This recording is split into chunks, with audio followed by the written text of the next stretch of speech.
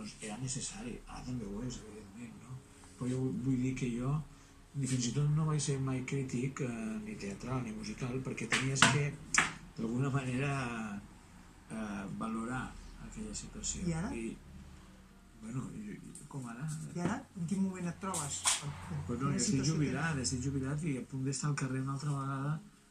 Bueno, jo estic convivint amb un amic i tal. Ara vius a casa d'un amic? Sí, però clar, necessito algun suport institucional, algú que permeti estar tranquil, perquè jo no vull ser una càrrega per ningú.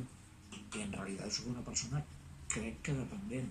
M'ho tenen que mirar, però jo no, em costa molt valdre'm per mi mateix. Soc autosuficient, no? Puc venir aquí tranquil·lament i estic parlant amb vosaltres. Sí. Com de goig, però clar, tinc unes facultats molt... I tot això et ve de tots els dies? Quants dies vas dormir al carrer?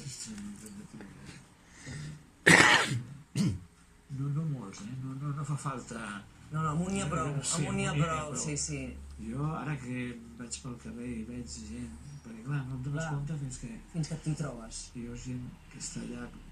El que és patètic o terrible és estar al carrer sense ànima, no? Sense consciència. Estar allà esperant la mort. Jo suposo que aquesta gent deu patir molt, m'imagino. Jo patiria, o patiré, espero que no arribi aquest moment, molt amb aquesta situació. Quan estaves al carrer, en algun moment va venir algú de serveis socials i et va dir, escolta, anem a un alberg, dorm sota un sostre... Vaig anar, ara no me'n recordo quin servei és, i em van dir que clar, que cobrava 800 euros perquè no podia seguir res. Però clar, aquests 800 euros tampoc em permeten per res, tampoc. En el sentit de poder tenir un lloc on viure, que és el mínim que has de tenir. Després, bueno, si jo per menjar o per...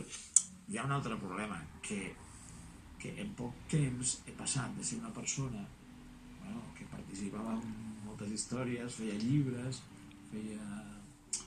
Tenies una vida rica. Clar, he fet una tretzena de llibres en els últims temps, perquè també soc periodista i també he fet recitals, i soc una persona molt activa, inquieta, sí.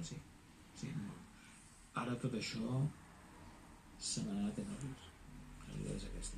Doncs tant de bo rebis l'ajuda que mereixes, Joan Ignasi Ortuño.